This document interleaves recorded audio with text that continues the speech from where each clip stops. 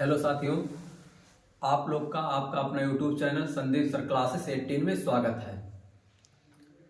आज बादलों ने भी मेरे साथ साजिश की, जहां मेरा घर था वहीं बारिश की।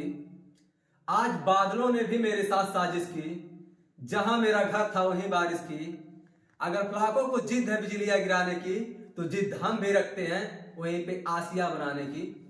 तो साथियों, आज मैं आप लोग को बताऊंगा बोर्ड परीक्षा में पूछे जाने वाला इंपॉर्टेंट क्वेश्चन जो दिया गया है यहां पे, विलोपन विधि से समीकरण को सॉल्व करना, यानी कि विलोपन विधि से सवाल को हल करना, जो कि एक क्वेश्चन बोर्ड परीक्षा में कंपलसरी है, हर वर्ष पूछता है।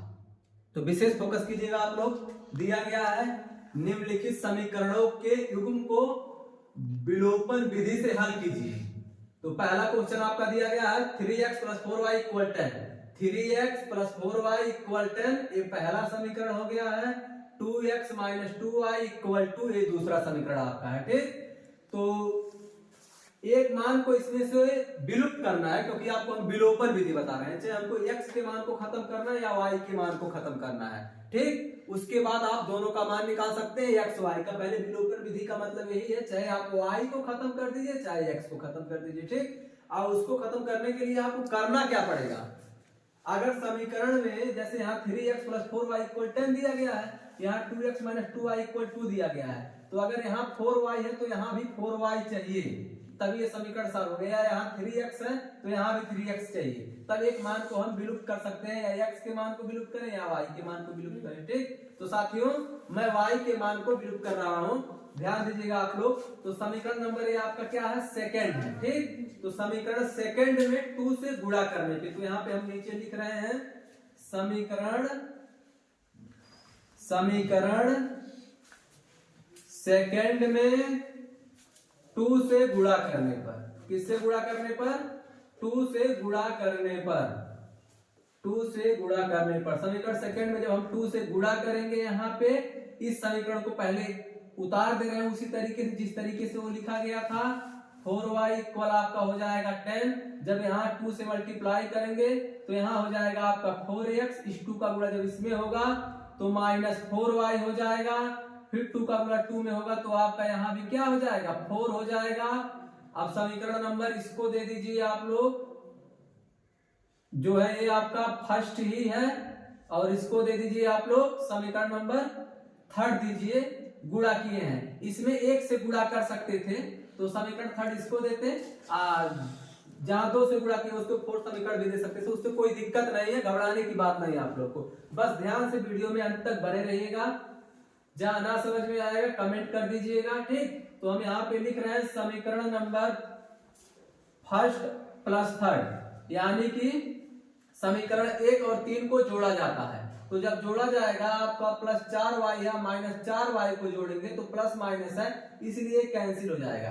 इसके सामने कोई साइन नहीं है तो प्लस होगा, इसके सामने भी कोई साइन नहीं है तो प्लस होगा। ठीक, तो 3x और 4x को ऐड करेंगे तो आपका आ जाएगा 7x। कितना आ जाएगा आपका?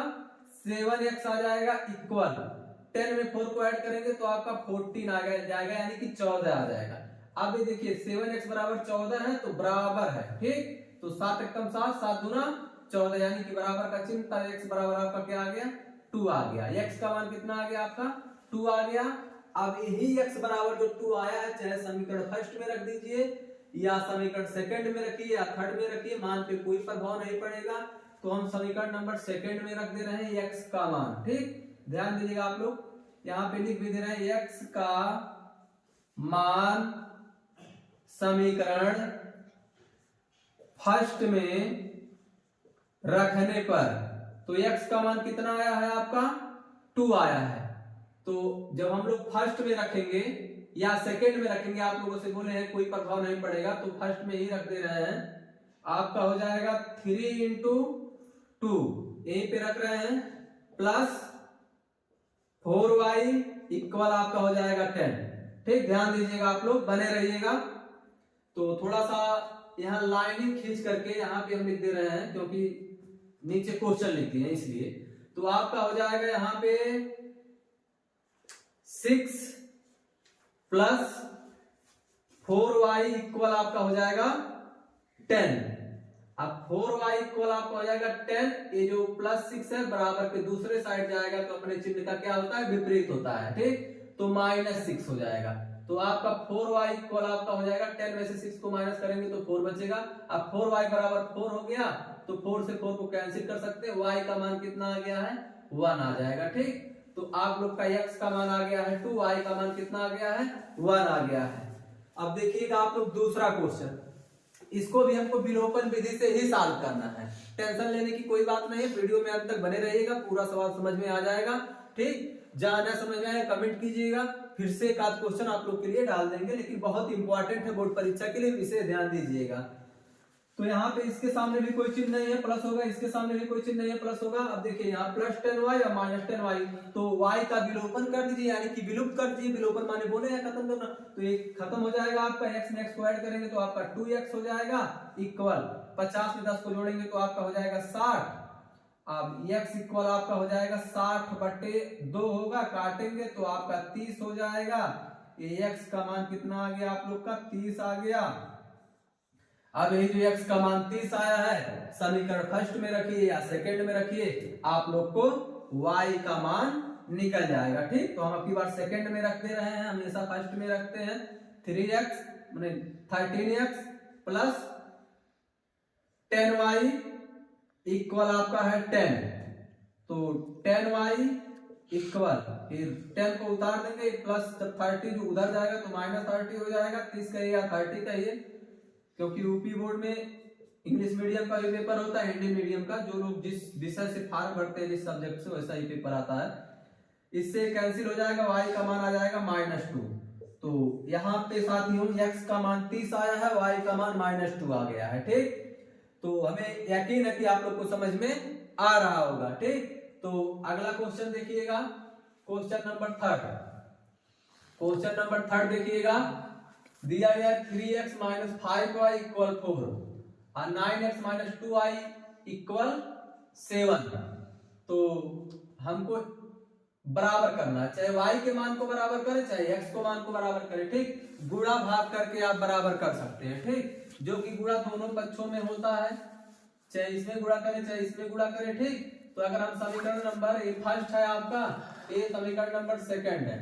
अब यहाँ पे लिख सकते हैं हम समीकरण सेकंड में अगर 1 से गुणा कर दें और समीकरण नंबर फर्स्ट में अगर हम 3 से गुणा कर दें तो ये क्या होगा, यहाँ 3x 9x माने x बराबर हो जाएगा, चाहे y को बराबर करना चाहे x को कोई प्रभाव नहीं पड़ेगा। तो 3 का गुणा जब 3 में करेंगे, इतना आपको एक लाइन लिखना पड़ेगा कि समीकरण फर्स्ट में हम 3 से गुणा कर रहे हैं और सेकंड में 1 से गुणा कर रहे हैं, ये लाइन आपको लिखना पड़ेगा, जैसे यहाँ लिख के हम बताए हैं, थोड़ा जगह कम रहने के कारण हम इसी में बता दे रहे हैं आप लोग को। तो 3 का गुणा जब 3 में करेंगे, 3 3 का 9x माइनस 3 5 15y हो जाएगा इक्वल 3 चौका 12 हो जाएगा। समीकरण नंबर इसको 3 दे दीजिए आप लोग। 1 का गुणा जब 9 में करेंगे तो ये भी 9x हो जाएगा, 1 का गुणा जब -2 में करेंगे तो -2y इक्वल 1 का गुणा 7 में करेंगे तो 7। समीकरण नंबर इसको 4 दे दीजिए, ठीक। अब इसको घटा दीजिए, तो घटाएंगे तो नीचे का चिन्ह चेंज होगा, यहाँ माइनस है तो प्लस हो जाएगा, यहाँ कोई चिन्ह नहीं है यानी कि प्लस होगा तो यहाँ माइनस हो जाएगा। इसके सामने प्लस था, यहाँ भी प्लस था, मान लीजिए कोई चिन्ह नहीं है तो उसके सामने प्लस छुपा होगा। ध्यान दीजिएगा, आप लोग को समझ में आ रहा है? अगर नहीं आएगा तो कमेंट कीजिएगा, ठीक। चैनल को लाइक कीजिएगा, सब्सक्राइब कीजिएगा, शेयर कीजिएगा, जिससे कि हमारा वीडियो उन सभी परीक्षार्थियों तक पहुंच सके जो लोग कोचिंग नहीं ज्वाइन कर पाए या क्लास नहीं कर पाए हैं। बोर्ड परीक्षा का हर एक क्वेश्चन जितना भी इंपॉर्टेंट होगा सब क्वेश्चन बता देंगे, आप लोग सिर्फ मैसेज कीजिएगा कमेंट में। तो देखिएगा ध्यान से, ये कैंसिल हो जाएगा। अब यहाँ पे देखिए +2y हो गया, क्योंकि ये माइनस नहीं माना जाएगा, ठीक, माइनस नहीं माना जाएगा जो ये नीचे वाला चिन्ह का मान होगा, क्योंकि ये +9x ये -9x, ये दोनों कैंसिल हो जाएगा। यहाँ प्लस है 2y और यहाँ -15y। तो आप खुद समझ सकते हैं, किसी दुकान पे आप 15 रुपया खा के बैठे तो उसका उधार थे, जब जाएंगे 2 रुपया दे देंगे तो उसका 13 रुपया बाकी रहेंगे, ठीक। आपको भी पता है, हम नहीं जान रहे हैं, तो इसीलिए -13y हो जाएगा। अब यहाँ आपके पास 12 रुपया था, क्या रुपया था आपके पास? 12 रुपया था, तो 7 रुपया क्या किए आप? जा करके किसी दुकान पे कुछ खा लिए, फुल्की ही खा लिए होंगे, वो तो आपके ऊपर डिपेंड करता क्या खाएं। तो 12 में से 7 घटाएंगे तो क्या बचेगा 5। तो y बराबर आपका हो जाएगा 5 बट्टे माइनस 5 बट्टे 13 हो जाएगा। ये y का मान आ गया आपका, किसका मान आ गया, y का मान आ गया। ठीक, अब यही y का मान समीकरण फर्स्ट में रखिए या सेकंड में रखिए तो आपको x का मान मिल जाएगा। तो हम समीकरण नंबर रख दे रहे हैं आप लोग के लिए फर्स्ट में। लेकिन एक काम आप लोग कीजिएगा, एक क्वेश्चन है इसको हम बता दे रहे हैं, y का मान आप लोग इसमें फर्स्ट में या सेकंड में रख के कमेंट में इसका आंसर मैसेज कीजिएगा, जरूर कीजिएगा, हमें भरोसा है कि कमेंट में आएगा। ठीक, तो देखिएगा चौथा क्वेश्चन, ध्यान दीजिएगा चौथा क्वेश्चन। यहाँ 8x माइनस 4y इक्वल 20 है, 2x प्लस 4y इक्वल 60 है।